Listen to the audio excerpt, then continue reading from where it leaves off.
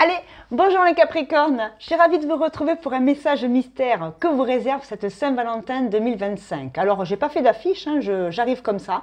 Si vous tombez sur la vidéo, ben, pourquoi pas, ça peut vous faire plaisanter. Elle sera pas très longue, quelques minutes à peine, juste des petits messages généraux, que vous soyez en couple, seul, en crush, peu importe.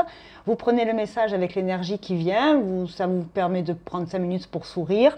Je le dirai jamais assez, c'est la personne en face de vous, que vous soyez dans l'attente ou dans la tristesse. Le plus important, c'est développer l'amour de soi, ça partira de là. Je raisonne l'amour, je suis amour, je m'aime inconditionnellement. Pas de narcissisme non plus, mais je prends soin de moi, je reste authentique, et puis si la personne en face, c'est pas grave. L'autre ou les autres sont des bonus dans ma vie émotionnelle. Le plus important, c'est que je sois en phase avec mes aspirations, mes valeurs, mes limites, ma vie, quoi. Si je suis en accord avec ma vie et que je fais ce que j'aime faire, il n'y a pas de raison que je sois malheureux à la Saint-Valentin, qu'il y ait quelqu'un ou pas. Voilà, le cadre, il est posé. Allez, bien évidemment, j'ai fait un très gros, la reine d'épée, en plus, elle tranche. J'ai fait une grosse vidéo quand même sur le côté premier trimestre sentimental pour chacun des signes. Allez les voir. Ceux qui sont abonnés, vous connaissez mon deuxième degré, troisième, 25e degré. Donc on prend du recul, c'est pas genré. Vous faites la gymnastique comme femme, que vous ayez 20 ans ou 80. Bref, vous faites le job un peu. Allez, l'énergie pour votre Saint-Valentin les Capricornes, solaire, ascendant, lunaire, vénusien. Dessous la description de la vidéo, vous avez les infos et un site gratos pour le calculer. Si vous êtes curieux, allez au bout. Vous êtes sérieux, on vous connaît. Saturne, Chronos, le temps, l'ascension. Ah, les amoureux. Wouh! Alors, les amoureux à double tranchant. On va être très clair. C'est une arcane majeure. C'est l'arcane numéro 6. 6, ça représente l'harmonie, d'accord? Ça veut dire 50% de bien avec soi, 50% avec les autres. C'est la base. Les amoureux, elles peuvent signifier friction, répulsion, attraction. Donc on peut être en face d'une âme sœur, on peut être en face d'enemy lovers, je te déteste mais on s'aime au fond, mais ça commence des fois par la haine. De la haine à l'amour, il n'y a qu'un pas. Donc allons savoir qu'est-ce qui va se passer, qui vient à vous, où est-ce que vous allez. Bref, les amoureux, on va être dans une ambiance quand même. Notre cher Saint-Valentin, c'était un martyr. Je rappelle qu'il se permettait de sauver les couples et de les unir au regard de du non-accord des familles ou de l'État dans certaines unions. Donc il y a une connotation quand même de martyr, c'est-à-dire qu'on se sacrifie au nom d'une idéologie, d'une fonction, d'une présence. Pas de sacrifice ici, amour de soi, authenticité avec soi, on pose des limites. Donc on se sacrifie parce qu'on aime quelqu'un et qu'on est fidèle à l'image de la personne et on ne veut plus fêter la Saint-Valentin parce qu'il n'est plus là, parce qu'il n'est pas là, il ou elle. Ok, on a quoi en dos de deck? Un valet de bâton. On a mon gringo, c'est aller boire un café. Pour ceux qui me connaissent, ils auront la ref. Alors, valet de bâton, c'est une étincelle, un nouveau projet pro ou perso. On peut être en phase de signe de feu, lion, bélier, sagittaire, ou c'est dans votre thème, à vous de voir. Les amoureux, alors moi je l'associe à quel signe? Les amoureux, ça peut être le cancer, ça peut être tous les signes, mais les amoureux, je t'aime moi non plus, du bélier, du lion, des signes de feu. Je les vois bien dans le côté friction, passion, les verseaux. Les capris, oh non, les capris, non, pourtant. Les signes d'eau, les signes de feu, je vois bien là-dedans. Valet de bâton et l'ermite. Ah bah oui, l'ermite, 9, année 9, chemin, quête de soi-même pour aller vers la lumière et la compréhension de soi. L'authenticité pour accueillir les autres avec un renouveau. Ok, le valet de bâton, c'est pas mal, parce qu'on peut être en face d'une énergie jeune, qu'elle ait 80 ans ou 20 ans, une énergie d'action nouvelle, donc on peut faire quelque chose de nouveau à la Saint-Valentin, c'est-à-dire qu'on peut avoir un coup de folie, on peut avoir envie de partir avec l'autre en week-end, on peut avoir envie de manger un américain à la plage, et pas se taper 3 heures d'attente dans les restos là où on sait que les prix vont être multipliés par 10 et blablabla. On peut sortir un peu de la norme ici. On peut juste se boire l'apéro si on s'aime et qu'il y a quelqu'un. On n'est pas obligé de suivre les dogmes de ce côté commercial de Saint-Valentin. Moi j'aime bien, ou alors ceux qui sont vraiment seuls, on fait quelque chose de nouveau à la Saint-Valentin parce qu'on veut oublier qu'on est tout seul. C'est ok, il y a le 13, il y a le 14 et puis il y aura le 15. Donc c'est pas une date, la fête des amoureux, qui va changer un truc. Vous êtes pragmatiques, les Capricornes, je m'inquiète pas. Ceux qui sont réellement par contre chahutés et en souffrance parce qu'il n'y a personne ou celle qu'on aimait est plus là, donc on attend de rencontrer quelqu'un, ou on a flashé sur quelqu'un, il peut y avoir une action toute nouvelle qui arrive. Mais dans l'action, pas dans la réflexion. Si je ne fais pas un petit bout de chemin, ou ça peut être l'autre en face qui va faire un petit bout de chemin, prendre des nouvelles, un petit coup de fil, Il peut y avoir un truc de cet ordre-là. Il peut, c'est pas gagné. Hein. Alors, au niveau de l'oracle des miroirs, vous êtes en miroir avec quoi pour la Saint-Valentin, mais Capri? Capri, c'est fini, et dire que c'était le temps de nos derniers amours. Voilà, la meuf, elle écoute Hervé Villard, quoi. Il y a du Hervé, quelque part, là. On a un Hervé on a un énervé qui court quelque part. On a l'argent, et on a la fatalité. Eh ben, dis donc. Et on a l'hérédité. Waouh! Hérédité, on va parler d'âme sœur, de mémoire, d'être. Pour ceux qui ont une croyance des vies antérieures, on peut se connaître déjà de plusieurs vies. On a une espèce de côté âme sœur, hein, je l'ai dit. On s'est connus avant, c'était mon père, mon frère, mon mari, peu importe. Il y a un côté famille, regardez-moi ça, il y a un côté hérédité, famille d'âme, on se ressemble, on se ressent dans les énergies en ce 14 et on a une ouverture parce qu'il y a de la communication. Il y a un retour à, on est authentique, on est nu en face de la roue, on évolue. Ah, par rapport à une femme, il y a une réunion avec quelqu'un, alors femme ou homme, énergie vulnérable, sensible, c'est beau. Alors dans la matière, c'était fatal, ça devait arriver, un ange déchu, un ange tombe du ciel. Il y a votre Saint-Valentin, votre Cupidon, mon pauvre, il a perdu les ailes, il tombe dans la réalité parce qu'il faut arrêter de rêver, il faut, oui, on peut connaître des gens, on peut croire aux âmes sœurs, aux mémoires karmiques avec les personnes, mais si dans la matière, il ne se passe absolument rien, il faut comprendre ce chemin-là. Il faut comprendre que toutes les âmes ne sont pas destinées à finir ensemble, mais elles se retrouveront dans d'autres vies. Si vous y croyez que ça vous permet de revenir sur les pieds sur terre et d'avancer, c'est OK. L'argent, c'est l'abondance. Alors, il peut y avoir effectivement ici une Saint-Valentin qui va être un petit peu complexe parce qu'on n'a pas assez de sous pour aller se payer un grand resto. Et on a l'impression, le Capricorne, il est quand même axé sur la réalisation et la matière. On peut être frustré parce qu'on n'a pas assez de pognon pour inviter l'autre dans un grand restaurant. Est-ce que vous pensez que l'autre, s'il vous aime en face, il a besoin d'aller manger au restaurant de la Tour Eiffel? Non, il y a des moments où il n'y a pas d'argent, c'est pas grave, on trouve des solutions et des plans B, parce que l'important c'est d'être à deux ensemble, même quitte à bouffer une barquette de frites à la plage. Et c'est 2 fois plus romantique que d'aller manger au jardin, dans les jardins, les grands restaurants, bac plus 5. Les bacs de fleurs plus 5. Voilà, on n'a pas besoin de recevoir 100 roses rouges. Voilà, l'essentiel, c'est que si vous êtes avec quelqu'un qui toute l'année prend soin de vous, vous aime et vous fait des petites attentions, est-ce que ça va changer quelque chose qui fasse rien le 14? Ben non. Par contre, s'il ne faut rien de l'année et qu'il vous amène 100 roses que la Saint-Valentin, que le reste de l'année, il n'y a aucune attention, ben, ouais, oui mais non, quoi. À vous de voir.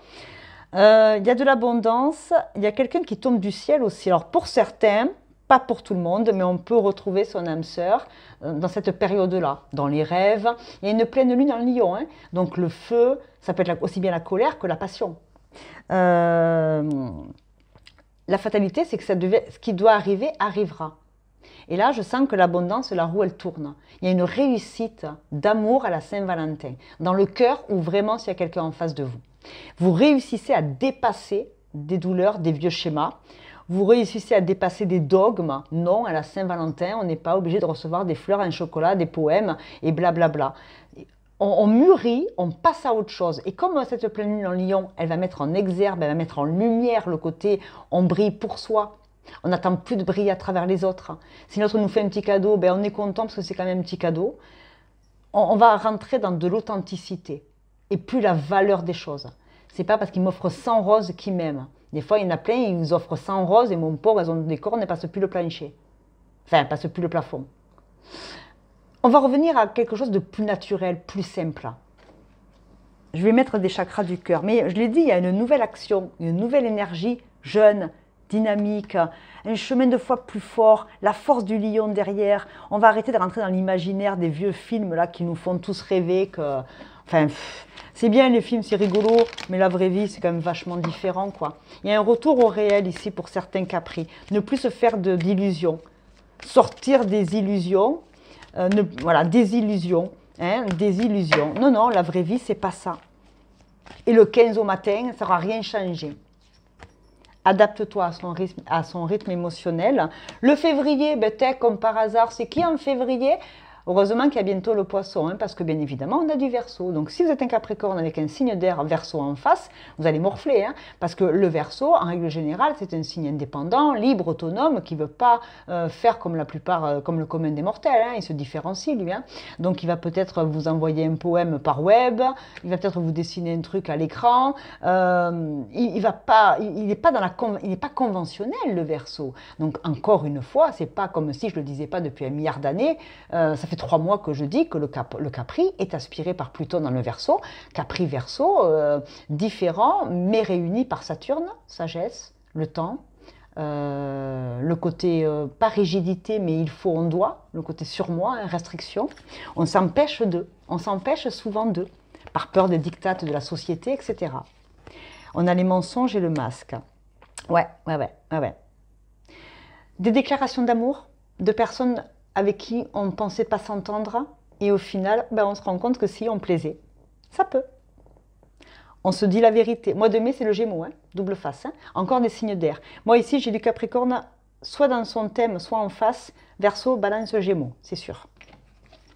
Et on a rencontre lors d'une sortie, le week-end prochain. Alors, la datation, vous le mettez à ce que vous voulez, mais il se peut que pendant un meeting, pendant une réunion de collègues, vous sortiez enfin, si vous étiez seul et vous en foutez de la Saint-Valentin et des dictates, hein, comme je l'ai dit précédemment, il se pourrait que vous rencontriez cette personne lors d'une sortie, d'un regroupement, etc., et que, enemy lovers, on se regarde, on se méfie, on se tourne autour un peu comme les animaux, là, on se ressent, on voit un peu ce que ça donne, et il se pourrait qu'au final, sortie, mais t'es pas prête, hein. T'es pas prêt, t'es pas prête. Ça veut dire tout simplement qu'il faut encore dépasser des obstacles ou des vieilles croyances. Tout bouge maintenant. Ouh, j'aime bien ça. Ça bouge. Ça y est, le timing arrive. Il est temps. Éloigne-toi. Allez, prends le large. Va vers de nouvelles aventures. Va où ton cœur t'appelle. On dirait Vaiana, mon pauvre. Âme sœur spirituelle. Ouais. Et tu la connais déjà, ton âme sœur. Mais attention à la dépendance affective. Ne reproduis pas les mêmes... Et le poids de la famille avec la famille. Hein.